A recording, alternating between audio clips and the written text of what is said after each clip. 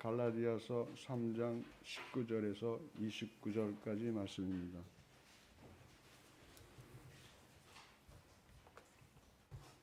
다 찾으신 줄 알고 봉독하겠습니다. 그러면 율법의 용도는 무엇입니까? 율법은 약속을 받으신 그 후손들이 오실 때까지 범죄들 때문에 덧붙여 주신 것입니까? 그것은 천사들을 통하여 한 중개자의 손으로 제정되었습니다. 그런데 그 중개자는 한쪽에만 속한 것이 아닙니다. 그러나 하나님은 한 분이십니다. 그렇다면 율법은 하나님의 약속과는 반대되는 것입니까? 그렇지 않습니다. 그 중개자가 준 율법이 생명을 줄 수 있는 것이었다면 의롭게 됨은 분명히 율법에서 생겼을 것입니다. 그러나 성경은 모든 것이 죄 아래에 갇혔다고 말합니다. 그것은 약속하신 것을 예수 그리스도를 믿는 믿음에 근거하여 믿는 사람들에게 주시려고 한 것입니다. 믿음이 오기 전에는 우리는 율법의 감세를 받으면서 장차 올 믿음이 나타날 때까지 갇혀 있었습니다. 그래서 율법은 그리스도께서 오실 때까지 우리에게 개인교사 역할을 하였습니다. 그것은 우리로 하여금 믿음으로 의롭다 하고 하심을 받게 하시려고 한 것입니다. 그런데 그 믿음이 이미 왔으므로 우리가 이제는 개인교사 아래에 있지 않습니다. 여러분은 모두 그 믿음으로 말미암아 그리스도 예수 안에서 하나님의 자녀들입니다. 여러분들은 모두 세례를 받아 그리스도와 하나가 되고 그리스도를 옷으로 입은 사람들이기 때문입니다. 유대 사람도 그리스 사람도 없으며 종도 자유인도 없으며 남자와 여자가 없습니다. 여러분 모두가 그리스도 예수 안에서 하나이기 때문입니다. 여러분이 그리스도께 속한 사람이면 여러분은 아브라함의 후손이여 약속을 따라 정해진 상속자들입니다. 목사님께서 나오셔서 율법은 왜라는 제목으로 말씀 전해주시겠습니다.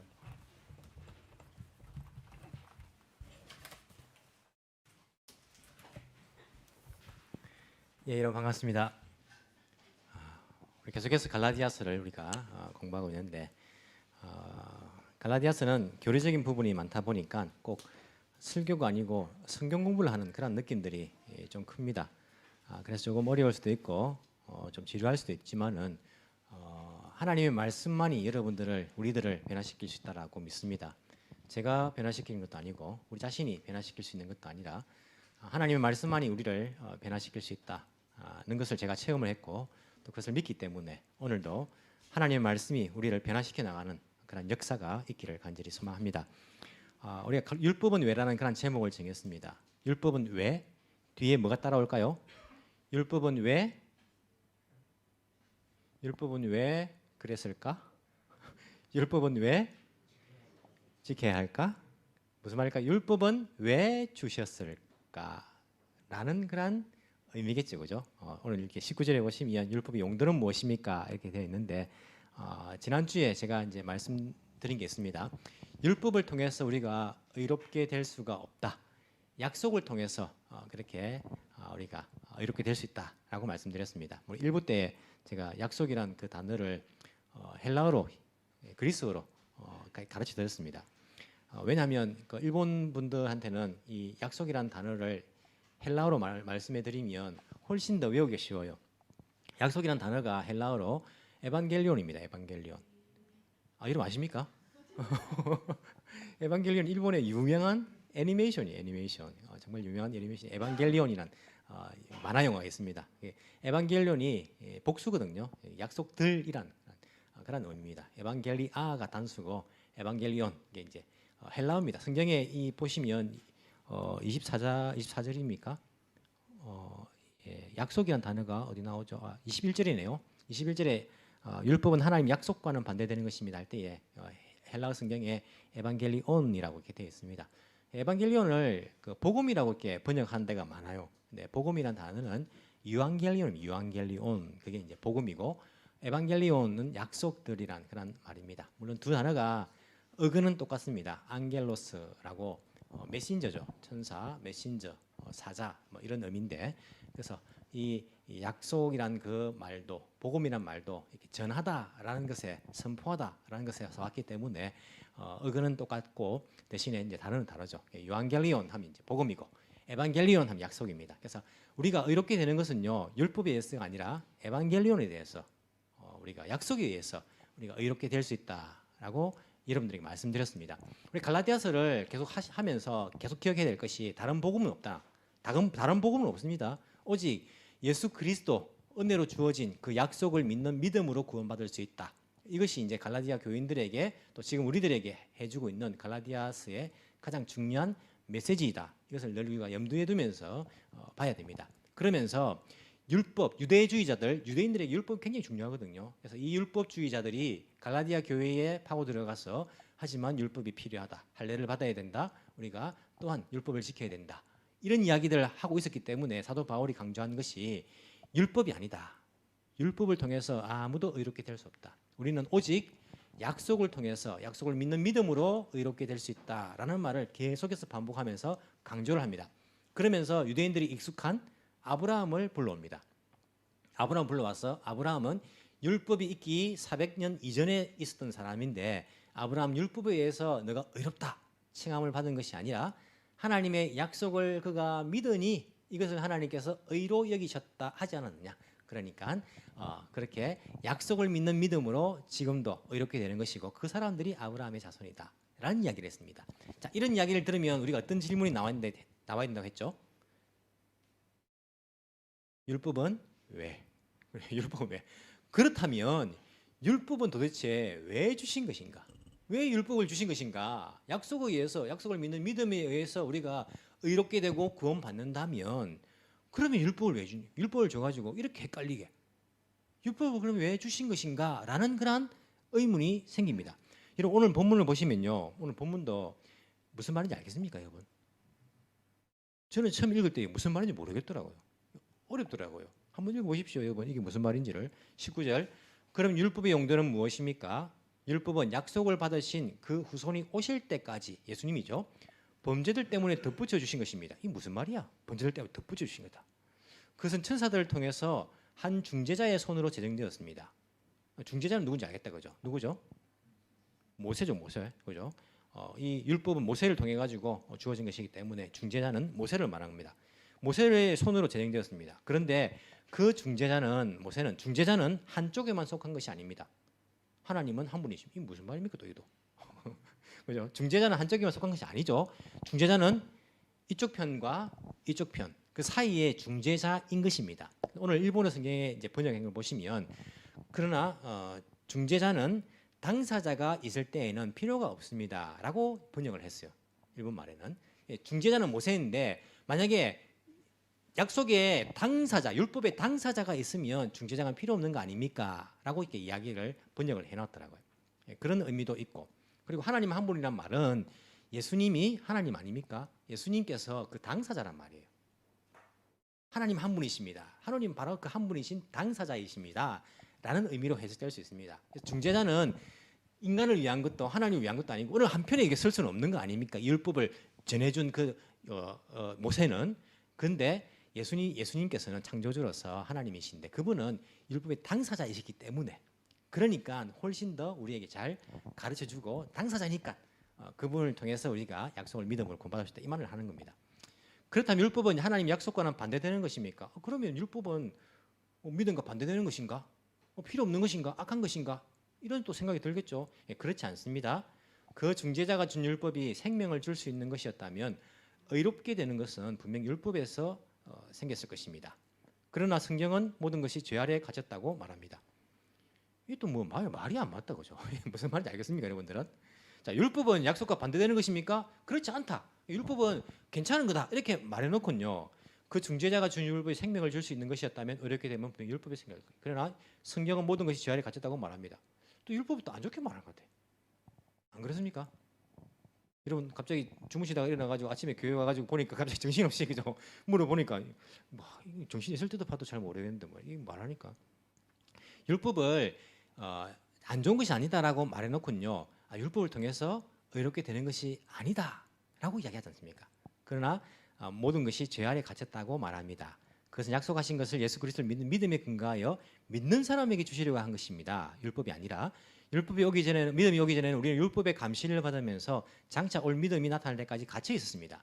율법에 대해서 좀 부정적으로 이야기를 하는 것 같죠. 갇혀 있다. 그리고 뭐 감시를 받는다.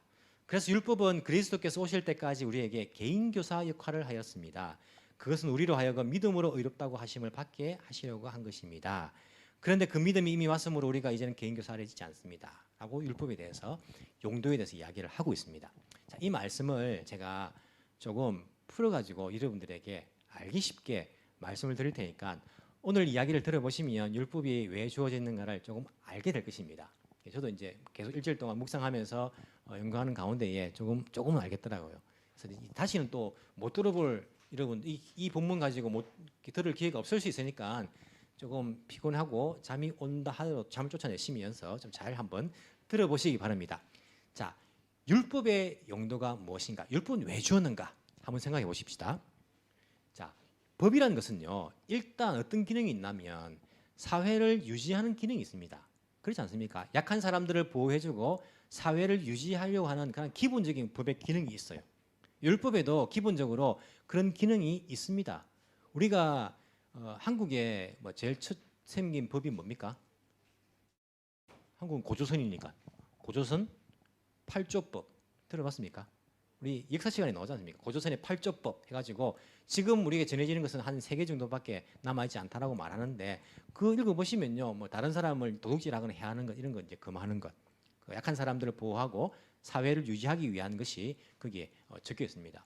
일본 법도 찾아보니까요, 뭡니까? 쇼타이 타이시입니까? 쇼토코 타이시에 의해서 이제 제정된 17조 헌법이라는 것이 일본의 최초의 법이라고 그렇게 이야기하더라고요. 그게 604년 이루어진 17개 항으로 되어 있는 그런 법. 이게 주로 보면요, 나라가 법을 만든 것이 약한 사람을 보호하고 사회를 올바로 유지하기 위해서 그런 기능을 두고 법을 만들어냈을 가능성이 크지 않습니까? 함무라비 법전 이런 것들도 마찬가지고 지금 프랑스 루브르 박물관에 보면 이제 함무라비 법전이 있죠. 굉장히 오래된 그런 바벨론의 이제 함무라비 시대 왕에 의해서 제정된 그런 법전이죠. 법전인데 성경의 율법은요, 단순히 사회를 유지하기 위한 기능만 하는 것이 아닙니다. 세상의 법과는요 좀 다릅니다. 율법은. 잘 한번 생각해 보십시오. 세상은요 왕이 등장을 하고 나라가 세워지고 하다 보니까 법을 만들어야지 나라가 유지가 되는 거예요. 그래서 법을 잘 지키지 않을 때에는 뭐 지금의 경찰 같은 역할을 하는 뭐 포도청이든지 뭐 이런 걸 만들어 가지고 법을 강제적으로 지키도록 그렇게 만든 겁니다. 그럼 생각해 보십시오. 율법은 그렇습니까? 율법은 왕이 생겼습니까? 아니요. 모세가 리더라고 있지만은요 왕은 아니에요. 그리고 법을 어겼을 때 경찰이 있습니까? 경찰관 포도청 같은 사람이 있습니까? 그렇지도 않아요. 물론 족장이나 뭐 장로들 이렇게 있었지만은 모세도 자기들 마음에 안 들면요, 뭐 죽여버리고 막 다른 사람 리더를 세우려고 하는 그 백성들이 누구 말을 들었겠습니까? 그 백성들이 뭐 강제할 수 있는 부분들도 사실은 아니지 않습니까? 그래서 이 율법이라는 것은 왕에 의해서 나라를 유지하기 위한 기능으로만 주어진 것이 아닙니다. 이 보시면 참 신기하게도 이 율법이라는 것은 세상의 법과 다르게 하나님께서 제정하시고 하나님께서 집행하십니다. 그래서 율법을 어겼을 때 하나님께서 그 사람들을 심판하시는 것을 볼 수 있어요. 어떤 뭐 경찰이 나와서 뭐 못하게 하는 것이 아니라 뭐 하나님께 직접 이렇게 심판을 받는 거예요. 이런 이제 그 당시에 세상의 법과는 다른 특별한 그런 법이 율법이었다. 그리고 어떤 그런 도덕적인 시민적인 그런 법만 담고 있는 것이 아닙니다. 율법을 보십시오. 뭐가 담겨 있습니까? 제사법, 하나님께 제사를 드리는 법 이런 게 들어가 있어요. 이런 것도 들어있고 또 뭡니까? 절기를 지키는 법 이런 것도 들어가 있어요. 이런 우리가 어제 이제 뭐 제헌절이었는데 뭐 한국 법에 그런 게 있습니까? 뭐 어떻게 뭐 강복절을 보내야 되는지 아침 일어나면 어떻게 하고 뭐 있습니까? 이런 거 없어요. 우리는 없지 않습니까? 근데 율법에는요 그런 게 들어 있어요. 하나님을 어떻게 잘 섬길 수 있는 그러한 여러 가지 의식의 내용들도 들어 있고 정결법도 들어 있습니다. 누가 혹시 피부병에 걸렸을 때에 어떻게 그것을 처리하는 것인가? 어떤 사람이 부정하게 시체를 만졌을 때에 어떻게 처리를 하는 이런 정결법도 들어 있어요. 율법에. 율법이라는 것은 그 기능이 단순히 약한 사람을 보호하고 사회를 유지하기 위한 그런 일반적인 나라의 그런 법의 기능과는 다르다는 것을 알 수 있습니다. 율법이 주어졌을 때에 거기에는 훨씬 더 다양하고 이게 고조선이나 일본의 뭐 17조 뭐 헌법이나 이것보다는요 훨씬 이전 아닙니까? BC 1440-400년경 지금으로부터 한 3,500년 전에 주어진 이게 율법인데 훨씬 더 구체적이고 훨씬 더 복잡하고 훨씬 더 많은 내용들을 담고 있고 그리고 일반적인 법에서 볼 수 없는 그러한 법의 기능들과 내용들을 담고 있는 것을 우리가 율법을 통해서 볼 수 있습니다.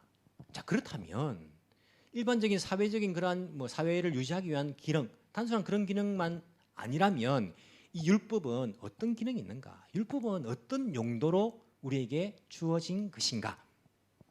율법은 어떤 용도로 주어진 것인가? 그것을 우리가 생각을 해봐야 됩니다. 오늘 우리가 읽은 본문 가운데에 그에 대한 답으로서 가장 어울리는 것이 뭐냐면 24절의 말씀입니다.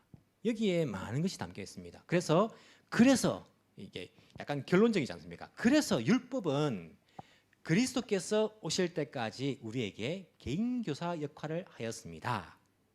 이게 율법의 가장 큰 기능이라고 말합니다. 그리스도께서 오실 때까지 우리에게 개인교사 역할을 하였습니다. 물론 개인교사라는 것이 옛날 성경에는요 몽학 선생이라고 우리가 태어나가지고 교회 안 왔으면요 죽을 때까지 한 번도 들어볼 수 없는 그런 단어를 써가지고 몽학 선생이라는 그런 단어를 썼어요. 이제 지금 우리가 세번역에서는 개인 교사 역할을 했습니다. 이게 이제 그 당시 로마 시대 때에는 종들 가운데에 이제 자기 자녀들을 교육시키기 위해서 교사를 임명했습니다. 여러분 종들이 뭐 노예들이 다 무식한 그런 사람들 아니지 않습니까? 다 다른 나라에서 귀족들도요 전쟁에서 제가 잡혀오면요 다 노예인 거예요. 그래서 그 똑똑한 사람들은 이제 불러가지고 자기 자녀를 교육시키는 개인 교사를 썼단 말입니다. 그 개인 교사에 해당하는 단어가 바로 이 부분입니다. 그래서 자녀들이 클 때는요 이 개인 교사의 허락 없이 밖에 나가지도 못해요. 항상 개인 교사의 지도를 따라가지고 살게 돼 있었어요. 그래서 이 개인 교사 역할을 한 것이 바로 그리스도께서 오실 때까지 이 율법이 그런 역할을 하였다. 또 뭐가 안 오잖아요. 로마 시대면 왔을 거예요. 우리가 뭐 이 당시에 개인 교사가 말로 들어서 이런 어렴풋이 알고 있지 정확하게 어떤 역할인지는 딱 뭐 이렇게 일본 말로 핀토코나이 정확하게 안 와닿지 않습니까? 일본어 성경에서 오늘 24절 어떻게 번역했냐면 이 율법은 우리를 그리스도에게로 인도하는 양육하카리 이게 또 없는 말 이상한 말을 또 쓰네요. 하여튼 이 일본 말에는요 일본 성경에는 율법은 우리를 그리스도께로 인도하는 그러한 개인 교사다.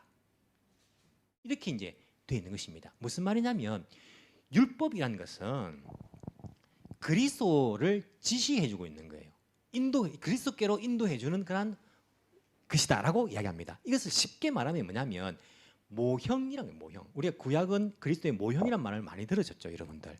뭐 성막도 마찬가지로 그리스도의 모형이고 이런 모형이라 그리스도를 상징한다. 모형 그것의 모형이 바로 율법의 여러 가지 뭐 제사를 지내는 것도 그렇고 절기를 지키는 것도 다 모형에 해당한다. 그래서 제가 모형을 사왔습니다. 백인시장 가니까 제가 뭐 사과 같은 거 사고 싶었는데 없더라고요. 그래서 이제 2개를 샀습니다. 제가 이거 쓰고 돈으로 바꾸려고 안 뜯었는데 그럼 안 되죠, 그죠? 그럼 안 되죠. 뜯겠습니다. 이게 여러분 무슨 모형입니까? 그냥 하겠습니다. 자, 2개를 사왔습니다. 이게 무슨 모형이죠? 스시의 모형입니다. 스시. 여러분들은 스시를 드셔본 적 있습니까? 왜 웃습니까? 우리를 무시합니까? 우리가 아무리 없어도 그렇지 스시 정도는 먹을 수 있습니다. 이런 의미입니까?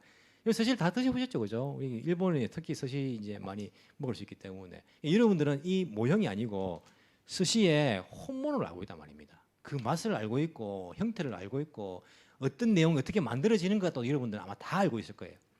제가 한때 살았던 아프리카에는요 스시집이 없었어요. 그때는 제가 살 때는 제가 스시나 사시미 같은 것들을 저도 이제 바닷가 출신이니까 좋아하거든요. 먹고 싶은데 이게 없는 거예요.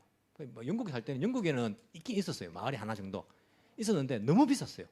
그 당시에 뭐 스시 2개 얹어 가지고요 한국 돈 5,000원 했으니까 너무 비싸 가지고 못 사 먹고. 하여튼 아프리카에서는요 이 뭐 그런 뭐 비싸더라도 그런 지금 모르겠어요.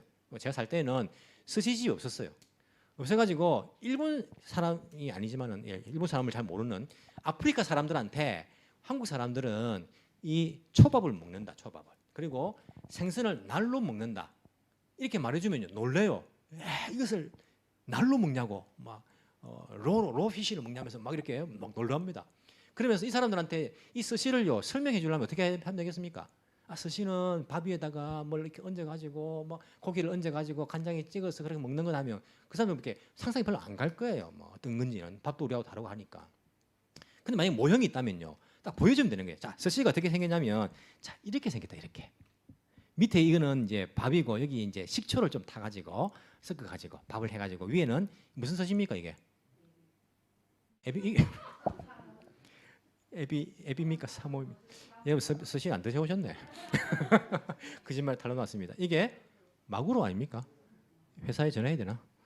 예, 마구로 추토로인데 추토로 아마 여러분들 비싸서 못 드셔가지고 잘 모르신가 본데 마구로 추토로 색깔입니다. 예, 마구로인데 이것을 위에 이제 마구로를 올리면 마구로 스시라고 이렇게 말하고 위에다가 이렇게 우니 성게를 얹으면 성게 군깡이라고 이렇게 이야기하고 이걸 보여주면요 그 사람들이 이게 이렇게 생긴 게 스시구나 알 거예요. 그래서 정말 스시를 딱 만났을 때는요 그 사람들이 이게 뭐지 하지 않고 모형을 봤기 때문에 저게 그때 그 사람이 말하던 그 스시라는 것이 저거구나 아마 알게 될 거예요. 진짜가 없는 그 세계에서는요 이 모형이 굉장히 유용합니다. 왜? 진짜가 어떻게 생겼는지를 가르쳐 줄 수 있어요. 자 이렇게 생겼고 맛은 어떻고 그리고 어떻게 만들고 근데 여기서 좀 뭐 더 크면 스시가 될까? 스시가 아닐까? 좀 작아지면 또 스시라 말할까? 스시가 아닐까? 정확히 자기들이 모양만 보고는요 모를 수 있어요. 자기들끼리는요 모를 수 있지 않습니까? 이거가 연구는 하지만은 자기들끼리 뭐 먹어본 적도 없고 만나본 적도 없으니까 크기가 여기 지금 한 뭐 10cm인데 12cm 되면 스시라고 말할까? 스시가 될까? 만약 5cm로 이 위에 고기가 작아지면 그게 스시라고 말할까? 스시가 될까? 모를 수 있단 말입니다. 혼모를 모르기 때문에. 여러분들은 안단 말입니다. 왜? 혼모를 아니까 실체를 아니까 먹어봤기 때문에 그거 12cm 돼도 밥이 얹어 있으면 스시야 스시. 좀 짧아도 작아도 그거 스시야 그 스시라고 할 수 있어. 이렇게 우리가 말할 수 있는 거예요. 왜? 나는 직접 진짜를 받고 먹어봤고 체험해봤고 알기 때문에. 율법이 모형이라는 거예요. 실체가 아니란 것입니다. 뭘 가리키냐면 실체이신 예수 그리스도를 가리키고 있다는 거예요. 이 율법이라는 것이. 그래서 율법을 연구한 사람들은요 모형을 가지고 연구해 왔어요. 여기서 좀 길어지면 스시가 될까? 율법에서 좀 더 나가면 율법을 어긴 것일까? 아니면 우리가 지킨 것일까? 이것 가지고 계속 연구했단 말입니다. 이 율법 학자들이. 근데 실체가 오셨어요. 실체가 누구냐면 예수 그리스도. 이러면 성막도 그렇고 제사의 어린 양도 그렇고 모든 것이 약속으로 오실 예수 그리스도 그 실체를 가리키는 거 아닙니까? 그 율법이라는 것이. 실체가 오셨단 말입니다. 우리는 실체를 알고 있고 그 실체를 맛보았어요. 맛보았기 때문에 실체를 아는 사람에게는요 이게 필요가 없어요. 여러분 지금도 스시 알면서 이것까지 연구할 겁니까? 우리가 실체 가지고 연구를 하지 이것 가지고 이 스시가 색깔이 밥 색깔이 이렇게 하얘야 스시인가? 이것까지 연구하면 우리가 어리석다 말할 거예요. 바보다. 지금은 일본에서는 실체 모양이 있는데 그것 가지고 스시를 연구하고 해야지 이거 가져 가지고 모양 가지고 연구하면 우리가 다 어리석다라고 말할 거예요.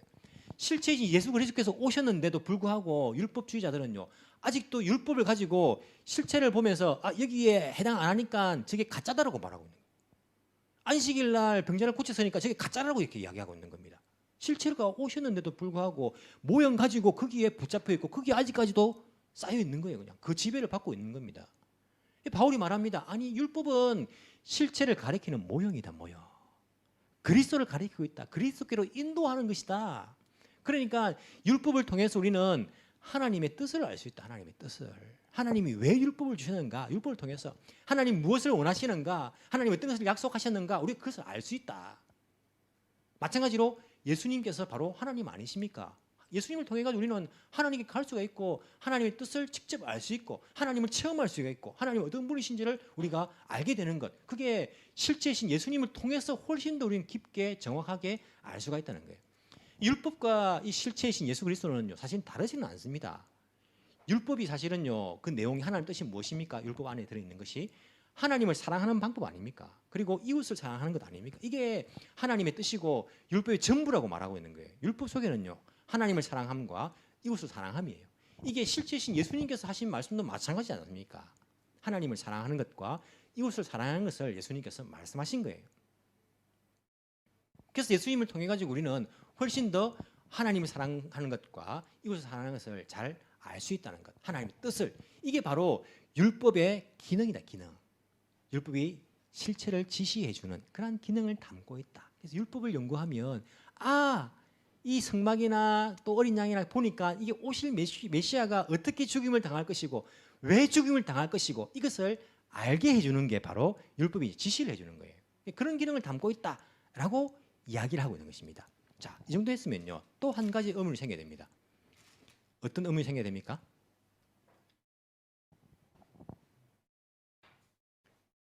그러면 처음부터 실체를 주지. 처음부터 실체를 주지. 왜 모형을 줘가지고 헷갈리게.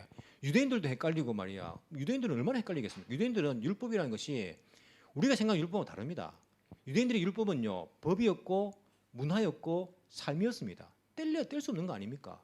근데 이걸 예수 그리스도 메시아가 오셨다 해가지고 그걸 믿게 되니까 율법에서 이제 해방되었다, 자유다, 막 이렇게 말하니까요. 이 사람들은 충격을 받은 거예요, 충격을.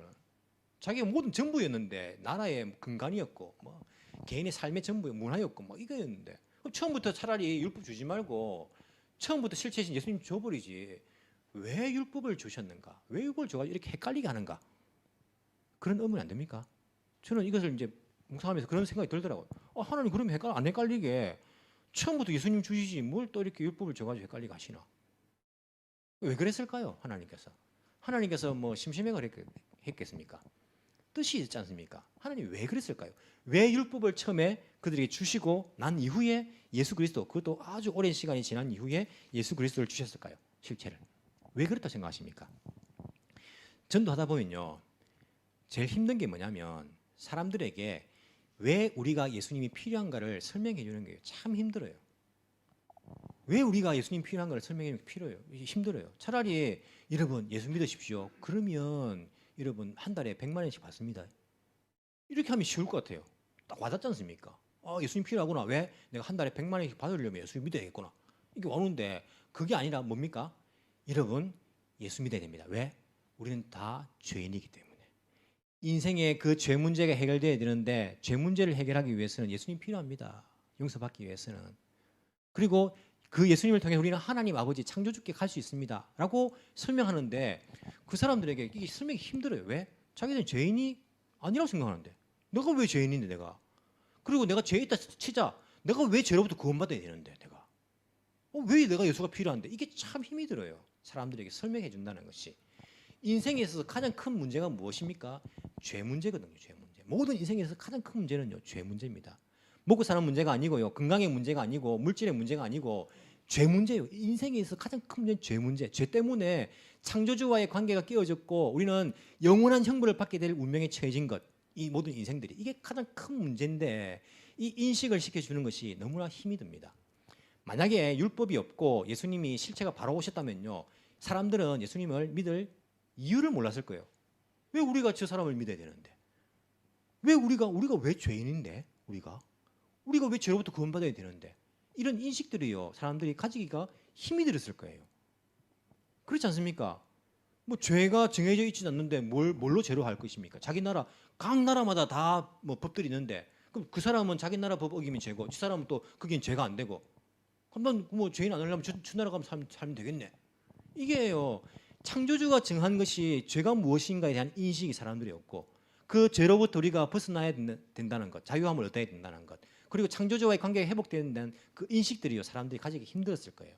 근데 율법이 주어짐으로 말미암아 가지고 사람들은 죄에 대해서 인식하기 시작합니다. 우리가 죄인이구나. 우리가 창조주의 뜻에 굉장히 벗어나 있구나. 그리고 창조주의 그 뜻에 벗어나 있는 그 율법을 어겼을 때에, 죄를 지었을 때에 어떤 결과가 오는 것이구나를 그들은 율법을 통해서 체험을 하게 됩니다. 창조주와 관계가 깨어지는 건 죄 때문이고, 그렇게 죄를 지으면 우리가 어떤 심판을 받는 것인가, 이게 구약 율법을 통해 가지고 이 사람들에게 인식을 시켜주는 거예요. 알게 해줍니다. 그래서 율법은요, 우리들에게 죄인이라는 것을 인식해 주고 그리고 죄로부터 우리가 어떤 결과를 얻게 될 것인가 그리고 우리가 왜 죄로부터 구원받아야 되는 것인가를 잘 말해줍니다. 로마서에서 보면 그래서 사도 바울은요 로마서가 갈라디아서 굉장히 비슷하다 했죠. 이 죄의 역할에 대해서 우리에게 이야기해주고 있습니다. 3장 20절 그러므로 율법의 행위로는 하나님 앞에서 의롭다고 인정받을 사람이 아무도 없습니다.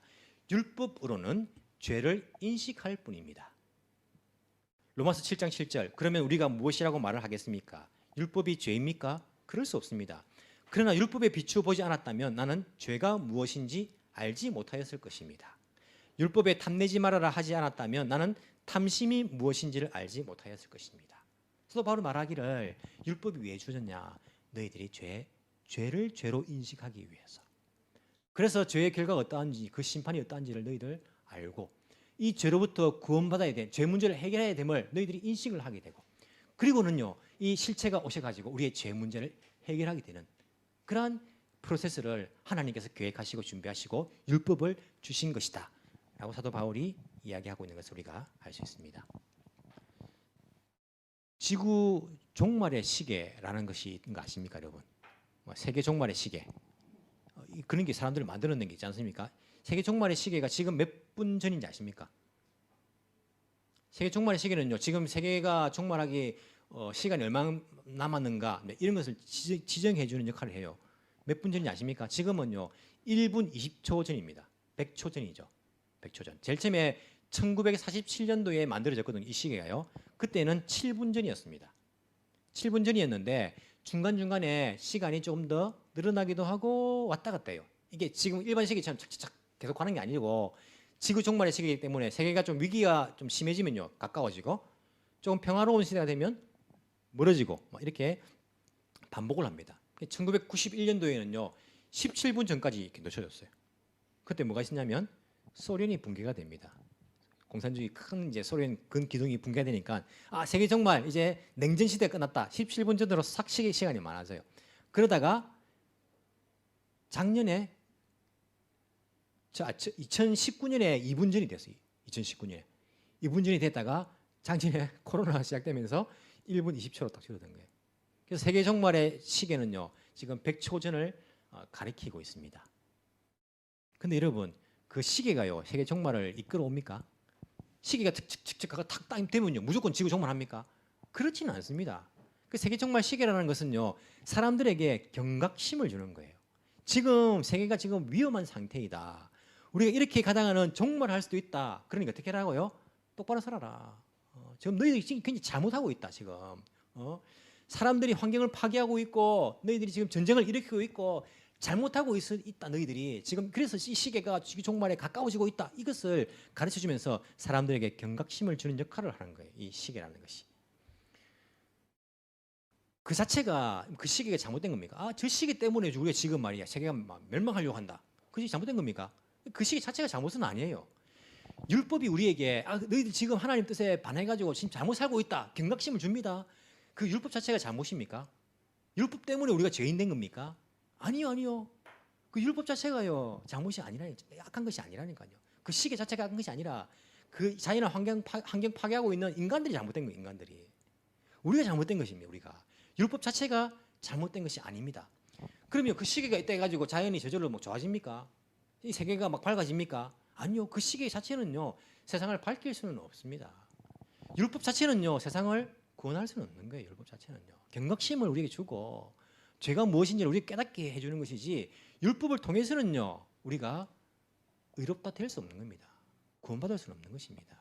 하지만 그 자체가 주는 그 기능들이 있는 거예요. 우리에게 죄를 죄로 인식하게 해줍니다. 그리고 율법에 나타난 모든 것들은 그리스도의 모형으로서 바로 오실 그리스도를 지금 지시하고 있는 거예요. 저분이 실체이다. 그래서 예수 그리스도를 통하여서 우리가 죄인이구나. 창조주와의 관계가 회복되지 않으면 우리는 이 땅에서 잠시 구약의 백성들이 율법을 어겼을 때에 잠시 당하는 그 고통이 아니라 영원한 고통을 당할 운명에 처해 있구나. 그래서 우리는 빨리 죄 문제를 해결해야 되겠구나. 인생들은. 그래서 하나님과의 창조주와의 관계가 회복되어야 되겠구나. 이것을 인식을 하고 그 유일한 길이신 실체이신 예수 그리스도 율법의 모든 저주를 십자가에 나무에 달림으로 죽으심으로 말미암아 가지고 모든 죄 문제를 해결하신 그분을 우리가 구세주로 영접하고 그분을 통해 가지고 그 창조주와의 그 관계가 회복되기를 원하는 것. 이것이 바로 모형과 실체의 관계, 율법과 그리스도의 관계에서 그 율법이 하는 역할이다라고 우리에게 사도 바울은 본문에서 가르쳐주고 있는 것을 우리가 알 수 있습니다. 만약에 우리가 율법을 강요하고 강조한다면 우리는 그리스도교를, 기독교를 외래 종교라고 말할 거예요. 여러분, 우리가 나중에 제가 또 뭐 계속 본문이 흘러가면요 말씀을 한 번 더 드리겠지만은 율법을 자꾸 시민법, 도덕법, 의식법 나눠 가지고 우리가 도덕법은 계속 지켜야 되고 시민법과 의식법은 우리가 안 지켜야 된다 이렇게 말하는데 성경은요 그렇게 가르쳐 주지 않습니다. 우리는 율법에 대해서 완전히 자유함을 얻는 보다 수준 높은 그러한 그 자유함이 있는 사람들인데 자꾸 이것을 율법을 나눠 가지고 도덕법은 지켜야 되고 뭐 시민법이나 의식법은 안 지켜도 되고 뭐 이렇게 뭐 이야기하는 것은 뭐 교리적으로 정리를 해 놓은 것이지만은 제가 개인적으로 생각하기에는 그것은 성경적이 아니라고 저는 생각을 합니다. 그렇다 해서 또 다른 데가 아주 정 목사님 잘못됐다 말하지 마십시오, 여러분. 마시고 정리해 놓은 그런 의견이 있는 것이니까 나중에 이 자유함에 대해서 말씀을 드릴 때에 율법에 대해서 제가 보다 자세하게 그 여러분들에게 말씀을 드리겠습니다. 만약에 우리가 시민법이나 의식법이 완성되었고 도덕법이라도 율법을 지켜야 한다, 시키면 지켜야 한다라고 말한다면 그때서도 뭐 시키면 지키지 말아야 한다라고 말한 건 아닙니다. 훨씬 더 우리가 지켜야 되는 것은 훨씬 수준 높은 수준의 자유함을 가지고 예수 그리스도의 가르침을 지키는 것입니다. 그렇게 말한다면요, 우리가 구약의 율법을 지키는 거예요. 도덕법이라 지킨다고 말한다면요. 만약 율법을 지킨다고 말한다면 기독교는 이방 종교입니다. 유대인의 종교입니다. 그렇지 않습니까? 유대인들에게 주어진 그 율법을 지킨다라 말하면 유대인의 종교입니다. 하지만 우리는 율법을 지킨다라고 말하는 것이 아니라 예수 그리스도 창조주 하나님의 아들이신 그분이 오셔가지고 예수 그리스도 통해 가지고 인생, 인류, 그냥 사람으로서 인간으로서 창조주와의 그 관계에서 회복되지 못한 부분들을 그 죄 문제를 해결하고 회복되어야 되는 것. 그것을 말하기 때문에 기독교는요 외래 종교가 아닙니다. 이것은 인간 본연의 그것을 이야기하는 거예요. 그래서 사도 바울이 뒤에서 뭐라고 말하고 있습니까? 26절부터 보시면 여러분은 모두 그 믿음으로 말미암아 그리스도 예수 안에서 하나님의 자녀들입니다. 놀라운 거죠. 우리가 하나님께 가까이 갈 수 없는 죄인들이었는데 예수 그리스도 통해 가지고 하나님의 자녀가 된 거예요. 하나님의 자녀가 창조주의 자녀가 돼요. 관계가 회복되었을 뿐 아니라 피조물 아니라 하나님의 자녀라고 말하고 있습니다. 여러분은 모두 세례를 받아 그리스도와 하나가 되고 그리스도로 옷으로 입은 사람들이기 때문입니다. 유대 사람도 그리스도 사람도 정도 자유인도 없으며 남자 여자가 없습니다. 무슨 말인지 알겠죠, 여러분? 여기에는요 유대 종교가 아니기 때문에 기독교라는 것이 여기에는 민족의 구분이 없는 겁니다. 유대인도 이방인도 상관없이 모든 인류가 바로 예수 그리스도를 통하여서 창조주와 피조물과의 관계에서 인간으로서 우리가 회복되는 것. 여기에는요 유대인, 이방인 이런 거 없습니다. 이 기독교가 유대 종교 뭐 세상에서 온 것 아닙니다. 여기에는 모든 인류가 해당하는 것. 유대인도 없고 이방인도 없습니다. 뿐만 아니라 신분 고하도 없습니다. 정도 없고 자유인도 없습니다. 여기는요 뭐 자유인 이런 구분도 없습니다. 성별의 구분도 없습니다. 남자니까 여자니까 이런 구분 유대교는요 그런 구분이 있거든요. 그런 거 없습니다. 왜? 인간의 본연으로서 창조주와의 그 관계에서 예수 그리스도께서 해결해 주신 것이기 때문에 여기는요 민족을 넘어서는 그리고 남녀를 넘어서는 신분을 넘어서는 인간 본연의 모든 인간이 다 해결함을 받아야 되는 그 죄 문제를 해결함을 받은 바로 그런 약속, 창조주의 약속. 그게 바로 그리스도를 통해서 받는 구원입니다. 그래서 누구나 다 그리스도를 통해서 하나님과의 관계가 회복되고 하나님의 자녀가 될 수 있습니다. 얼마나 큰 축복입니까? 얼마나 큰 은혜입니까? 여러분 이거 하나만 가지고도 우리가 죽을 때까지 아니 영원히 감사하며 살 수밖에 없는 제목 아닙니까? 이런 이 땅에서 조금 힘든 일이 있어도요 낙심하지 마십시오. 너무 실망하지 마십시오. 절망하지 마십시오. 우리의 실체는요 이곳이 아닙니다. 혼방은요 죽고 난 이후에 영원히 시작될 겁니다. 이 땅에서 조금 우리가 힘들어도요 우리가 평생 이 은혜 하나만 가지고도 기뻐할 수 있습니다. 만약에 누가 와가지고 여러분들에게 내가 당신의 노후를 보장해 주겠습니다 라고 말한다면 당신 은퇴한 이후에 내가 매달마다 한 달에 1,000만 원씩 되겠습니다. 1,000만 원씩. 그리고 은퇴한 이후에 죽을 때까지 살 수 있는 제가 90LDK, 90회배 집을 무상으로 드리겠습니다. 마음껏 사십시오. 나가라 하지 않겠습니다. 그리고 평생 무료 진료받을 수 있는 그러한 의료보험 혜택을 여러분 드리겠습니다. 라고 어떤 사람이 아주 막 진짜 그 막강한 권력과 재력을 가진 사람이 여러분에게 보장을 해줬어요. 노후, 은퇴한 이후에. 그럼 여러분 어떻겠습니까? 얼마나 기쁘겠습니까? 안 그래요? 저 같으면 기쁠 것 같아요. 막 기뻐가지고 좀 살면서 좀 힘든 일이 있어도요. 그것만 생각하면 기쁜 거예요. 와, 나 그래도 막 은퇴하면 나는 매달 1,000만 원씩 받게 돼 있고, 난 집도 있고, 살 집도 있고, 의료보험도 계속 받을 수 있다 무료로. 이거 생각하면 지금 사업이 좀 힘들고, 직장생활 좀 힘들고 막 해도 야 그것만 생각하면 기쁜 거예요. 막 기쁘고 반대로 오히려 내가 빨리 은퇴하고 싶을 것 같아. 내가 빨리 은퇴하고 싶다. 내가 은퇴하면 저건데 막 이런 생각 들 것 같아요. 여러분 근데 우리가 노후가 보장된 것이 아니라 노후 이후가 노후 이후 그 영원한 시간이요 보장이 된 거예요. 한 달에 1,000만 원씩이 아니라요. 물질 자체가요 필요가 없어요. 막 필요가 없어요. 물질에 부족함이 없습니다. 뿐만 아니라 영원히 거할 집이 여러분들 위해 준비가 되어 있습니다. 의료보험요 아픈 게 없는데요. 이게 영원히 보장되어 있어요. 이게 전 우주를 창조하신 그분이 창조주가 우리에게 예수 그리스도를 통하여서 보장해 주신 것이라니까요. 그러니까 너무 낙심하지 마십시오. 힘든 일이 있어도요 이 땅에서 그것만 생각하면 그것만 생각하면요 기쁜 거예요. 그냥 그것만 생각하면 나는 이제 한 달에 1,000만 원씩 1,000만 원 아니네요. 그만 생각하면 기쁜 거예요. 나는 영원히 보장되어 있는 거예요. 영원한 생명이 보장되어 있다. 나는 아니 반대로 오히려 빨리 가고 싶을 거예요. 내가 빨리 이 땅에 은퇴해가지고 빨리 내가 하나님 계신 내 아버지 계신 곳에 내가 빨리 가고 싶다. 이 마음이 들 거예요. 이게 진정한 예수 그리스도를 통한 믿음을 가진 사람, 천국의 소망을 가진 사람들의 태도가 아닐까라는 생각들을 해봅니다. 그러니까 예수 그리스도를 통하여서 하나님의 자녀가 된 여러분 낙심하지 마십시오. 절망하지 마십시오. 실망하지 마십시오. 이곳이 우리의 끝이 아닙니다. 우리에게는요 영원한 생명이 보장되어 있고 영원히 살 집이 또한 준비되어 있기 때문에 그곳에서 영원히 사랑하는 내 아버지와 함께 살 그날들을 우리가 소망하면서 이 땅에서 하나님의 자녀로서 우리가 합당한 삶을 살아갈 수 있는 저와 여러분이 되기를 간절히 소망합니다. 기도드리겠습니다.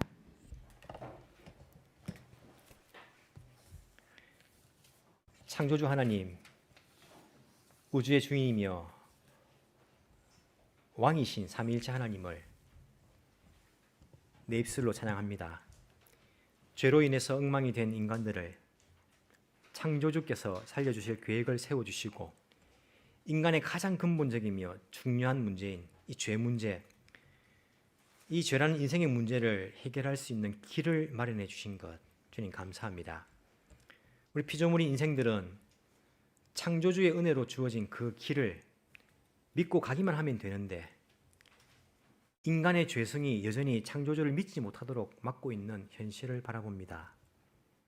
주여, 죄 많은 인생들을 불쌍히 여겨 주옵소서. 우리가 우리의 죄가 용서받고 주님의 백성 자녀가 된 것을 기뻐하며 감사하면서 아직도 죄로 인해 죽고 있는 영혼들에게 예수 그리스도 구원의 기쁜 소식을 전할 수 있는 우리가 되게 하여 주옵소서.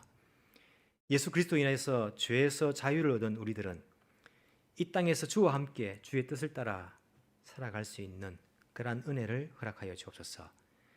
낙심치 말고 실망치 말고 절망하지 않고 변치 않는 생명, 영원한 생명의 그 소망을 붙잡고 살아갈 수 있는, 그래서 항상 기뻐할 수 있는 주님의 백성들 되게 주께서 축복하여 주시고 인도하여 주옵소서. 감사드리며 살아계신 예수님 이름으로 기도합나이다. 아멘.